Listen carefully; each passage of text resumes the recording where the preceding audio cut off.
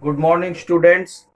Again, we are back to our BC training regarding smart grids, and I think you have little bit understood about the carbon footprints that are generated from the coal, oil, based thermal power plants.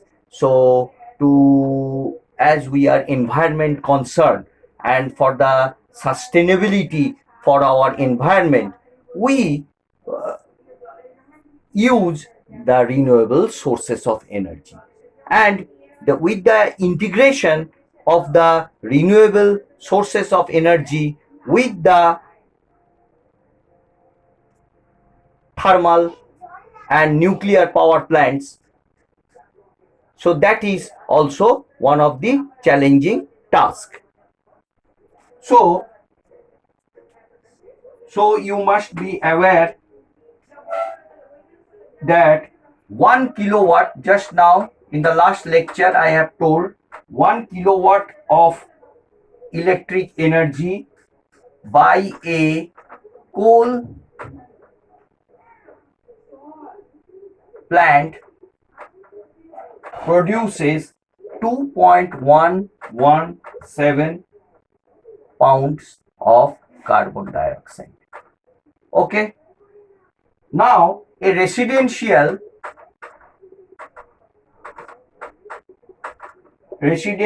home which uses 100 kilowatt hour. This is a practical question. A residential home which uses 100 kilowatt hour of coal per day. So how much will be the carbon dioxide footprint? How much will be the carbon dioxide footprint? So for 100 kilowatt hour, the footprint will be 100 into 2.117, that is 211.7 pounds of carbon dioxide.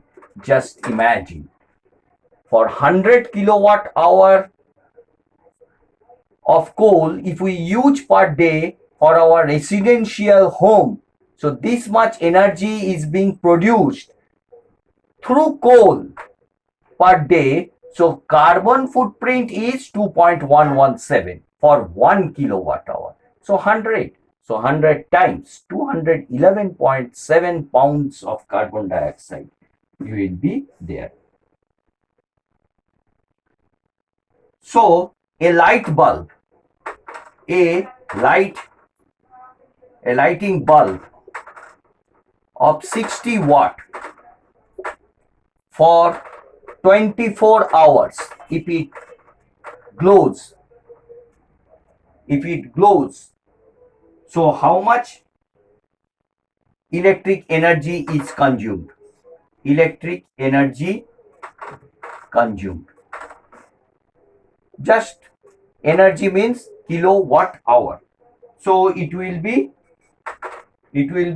60 into 24 in divided by 1000. So that comes about 1.44 kilowatt hour.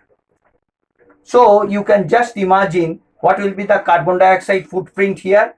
So it will be here 1.44 into 2.117.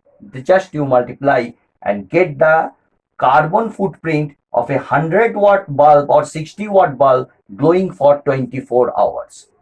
So you can just imagine what is our future.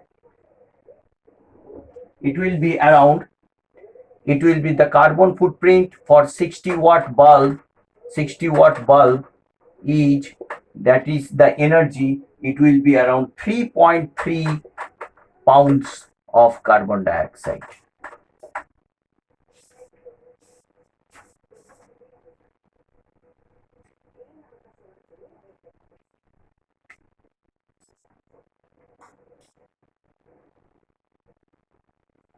So you see that in the coming generations, this is a contrast. You have to understand yourself what is our position in this global world.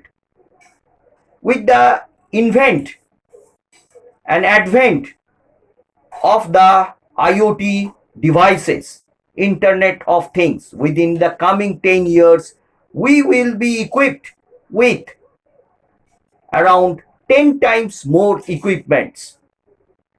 So each equipment, if it is produced by through a carbon through a coal-based thermal power plant, what will be the carbon dioxide footprint? Just you can imagine for yourself. So in India, in around 1.3 billion people, if it takes average of around 5 to 6 equipments due to the IoT development in for our society, that is a boon for our technological advancement. And what will be the carbon footprint for our society? So one side you can understand it is a technological development.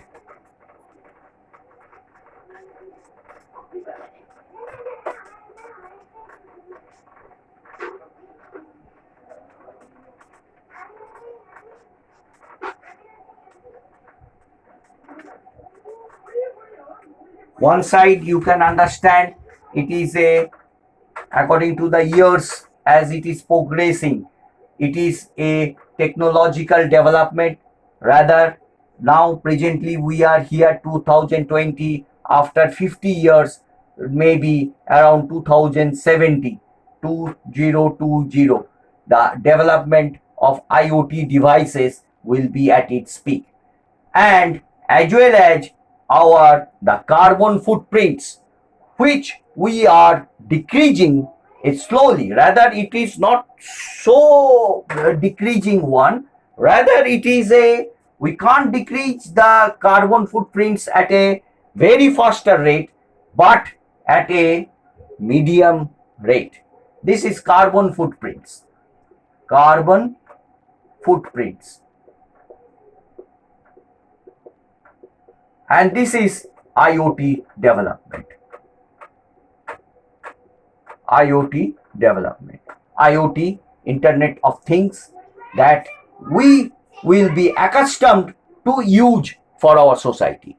You know what will be the carbon footprint for each device, for each hour of energy, if it is produced through a thermal or coal-based or gas-based power plants. So what will be the carbon footprints and what is the IoT development? So this is the point where the IoT development and the carbon footprints meet each other. So that is the solution at which year the carbon footprints and the IoT development meet at a certain point where both are equal. So you have to think in that manner, that is the development is very much necessary for our technological advancement, or the depletion of the carbon footprints by the use of renewable sources of energy for our sustainable development. So if it reaches here, yes, we are more or less safe for the environment concern. And this is the point of the IoT development, where we have lasted maybe around 2020 and 2040 or 50, like this. Maybe this one is 2050. So this is the point where carbon footprints and the IoT development in the society meets at a certain point, where the values of the for the technological advancement are seen. So you can do research on this part also. So for our sustainable development in the society and for our secure and reliable energy supply, we must have and must incorporate renewable sources of energy to diminish the carbon footprints. And that's the way we tend to become more smarter and smart grid system. The power grids use many methods of energy generation, transmission, and distribution. So, you know that energy is generated, transmitted, and distributed. Generated, transmitted, and distributed. So, in the year 1970, due to the energy crisis, there was a shortage of energy. Due to the energy crisis,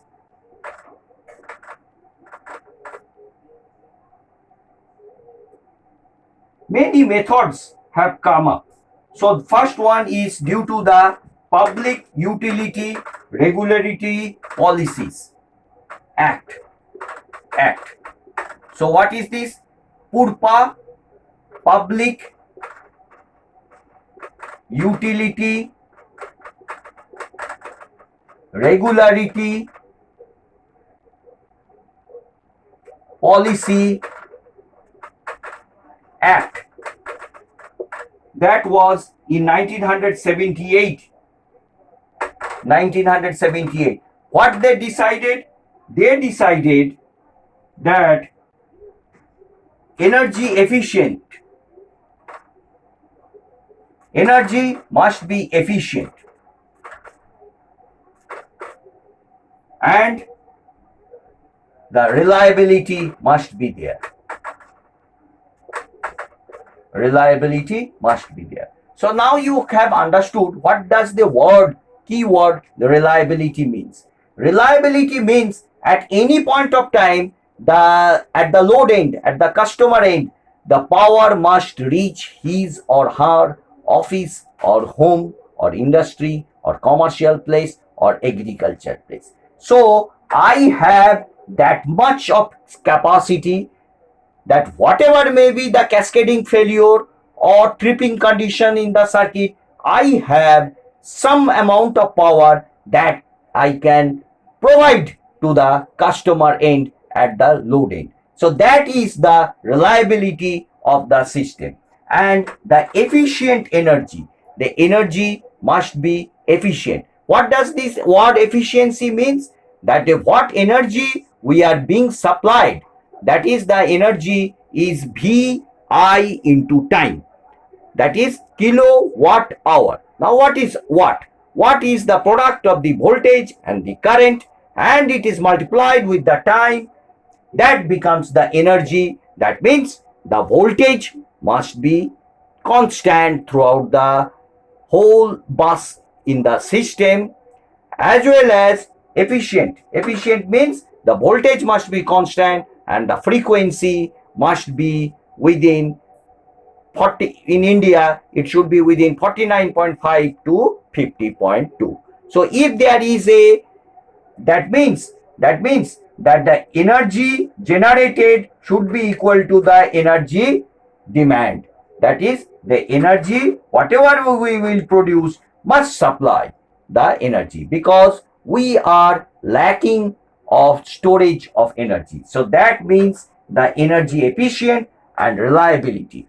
One of the traditional methods of the reliability is spinning reserves. Spinning reserves. So we have the spinning reserves of the largest generator. 2-3 spinning reserves. So if any generator trips and due to any sort of faults, we are reliable that we can send power to the load end, and that's the reliability of the customer from the customer point of view. So energy efficient, voltage and frequency must be at par and the reliability in the system. Moreover, due to the concern of the renewable sources of energy, the reliability is that if we want to reduce the carbon footprints due to the non availability of the thermal power plants or the coal based power plants, we can use hydro, we can use photovoltaic cells, we can use biomass, we can use tidal, we can use wind. Much research is going on solar photovoltaic cells and the wind energy, so we can procure power, but that are intermittent. So that is also depends on the irradiance of the sun, as well as around the winds depends on the velocity of the kinetic energy of the turbine. Big, big is due to the kinetic energy due to the wind speed, velocity of the wind. So it is uncertain. So that is also a study that the uncertainty dynamics of the system. So another concern is there, we have to know about the probability of the system, reliability of the system, how much system is secured, and the most fundamental thing is the economy of the system. So you can write down, an interconnected network is used for power transfer between the power companies. So many power companies, independent power producers, IPP, due to this regulated at PURPA, Public Utility Regulatory Policy Act, due to the emergency in the energy crisis, independent power producers have started, and this caused deregulation in the system.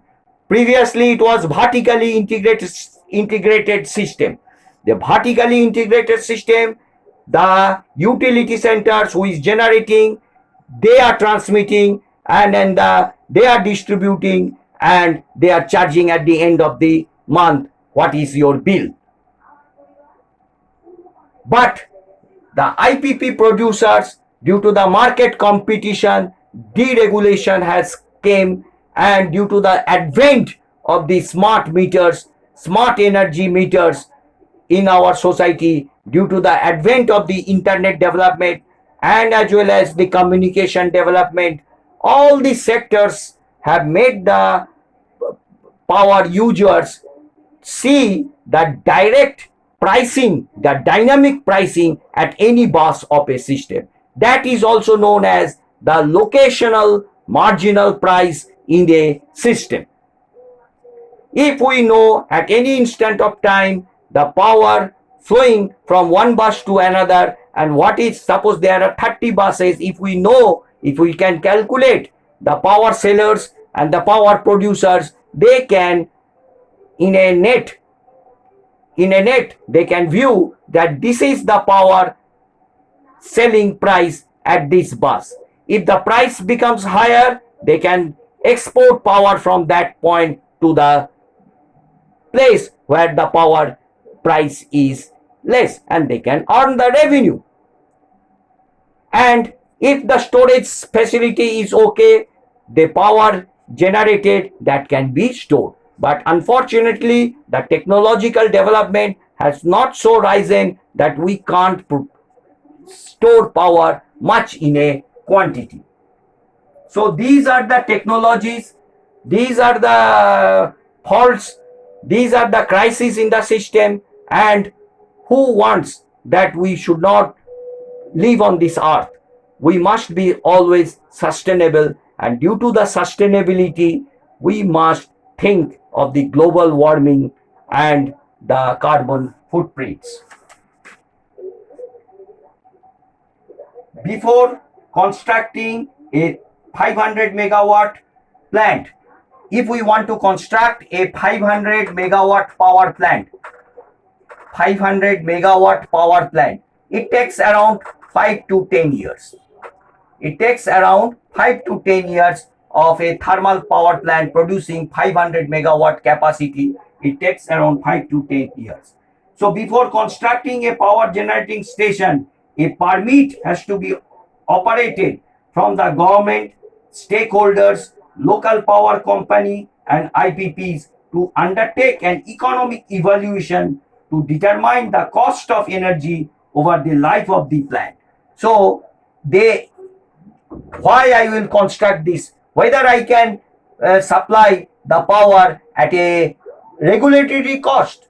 So all the stakeholders, the government, the energy policies, local policies, the IPPs, independent, all they will decide and think, yes, the power should be supplied for this much years at this price. So this is the non-regulated in a regulated power system. But in the deregulated power system, the independent power producers who are using the power, they becomes the power producers. I am using the power, I will be producing power. So that's the advent of the smart grid. So in a deregulated power industry, power generation and the cost of electric power are determined by the supply and demand. The supply and demand. In an independent system operator, ISO, independent system operator. So one operator is there, the ISO. The ISO is mainly concerned with the instantaneous balance of the power grid system, that is the load and generation. The ISO, independent system operator, is mainly concerned with the generation should be equal to the demand. To ensure the system must remain stable. So stability comes from 2 points. One is the efficient part, and the stability. Efficient means how much the system is stable. One is the voltage stability, another is the frequency stability.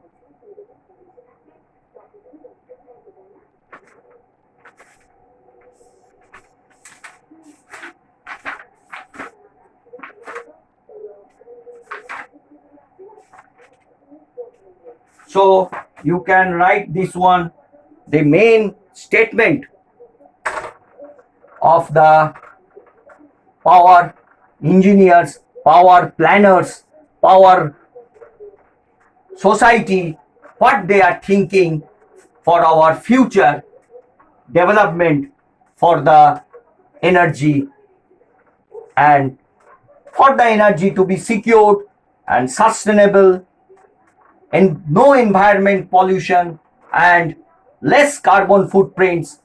What is our motto? What is our statement?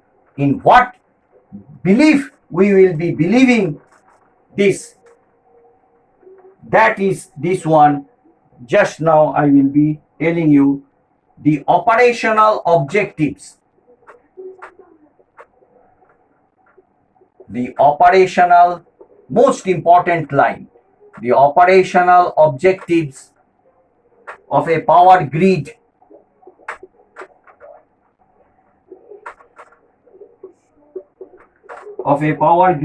to provide continuous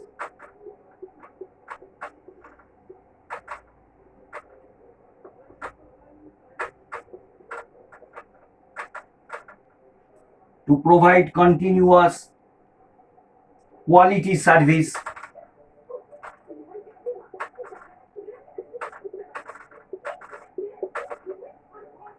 at an acceptable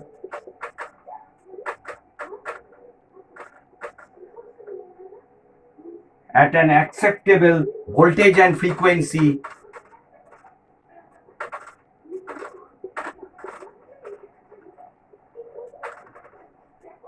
with adequate security,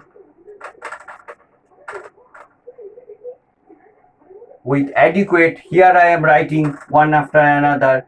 The voltage and frequency acceptable, quality service. The quality service means the acceptable voltage and frequency with adequate, number one, security, reliability,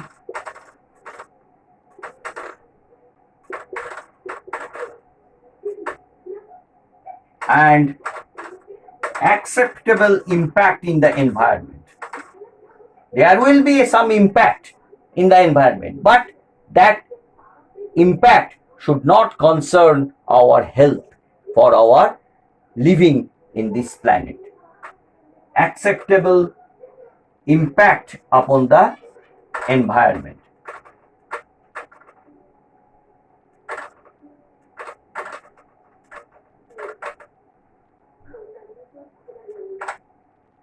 Without damage to the power grid equipments. Without damage to the grid equipments.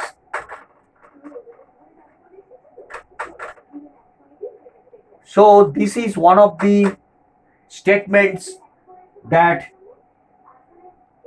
the energy providers, energy concerns have given, and all these things, the operational objectives of a power grid to provide continuous quality service at an acceptable voltage and frequency with adequate security, reliability, and acceptable impact on the environment without damage to the equipments at a minimum cost. So the economic conditions also turn into account at a minimum cost. If the price is less, nobody will buy power.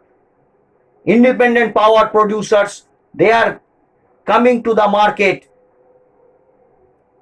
to remove the monopoly of the utility center, to remove the monopoly, to bring the competitiveness in the market, and to make the power cheaper. So this cheaper means at the minimum cost. So that is also the one of the main objectives.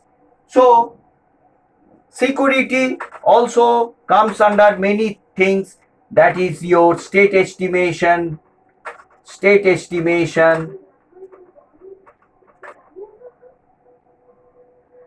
and contingency analysis.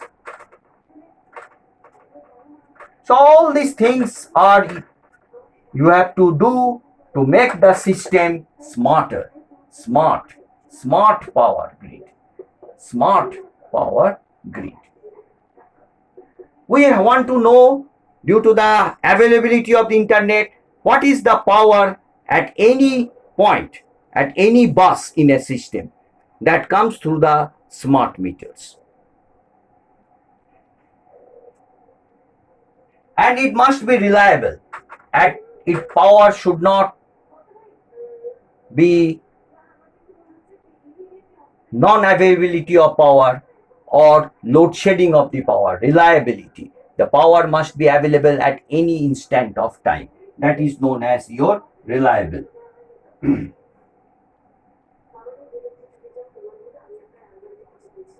So there must be adequate reserves for the reliability of the system. There must be adequate reserves. So there must be adequate reserves in the system. So with this, another points, let us discuss.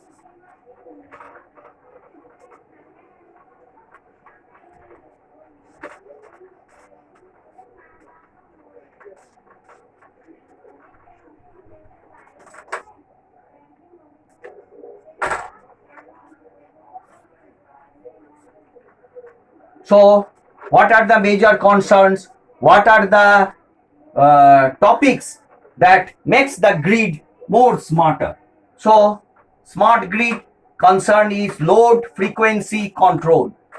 Load is there, so there will be a frequency change, so you have to control to make it constant frequency at the 50 hertz. Automatic generation control. So the generation should be automatic. If the generation wants to be increased, there must be a automatic generation control, AGC. Network topology determination.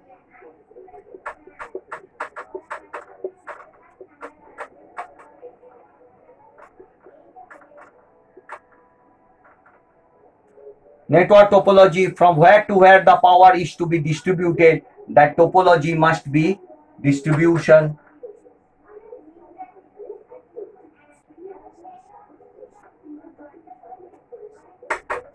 State estimation, that thing you are reading in your 7 semester courses. I have given you around 7 lectures in the state estimation. What are state estimation? Load flow and contingency studies you have to do.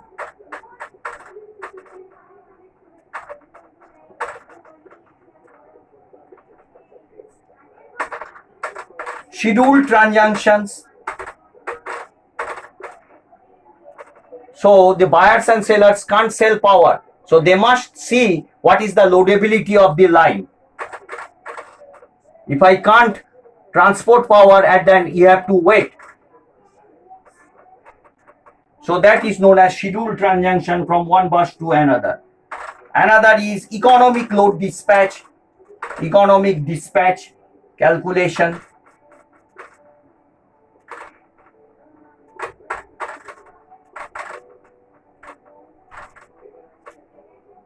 And load management system.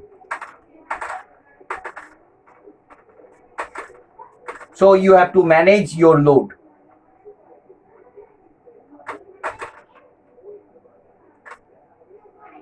And last one, here I am writing ORC, operating reserve calculation. So how much reserve we have to make the system more reliable. Operating reserve calculation. That is the spinning reserve calculation. So all these things, if you study in a system, you can tell my grid is more or less smarter with the integration of renewable sources of energy.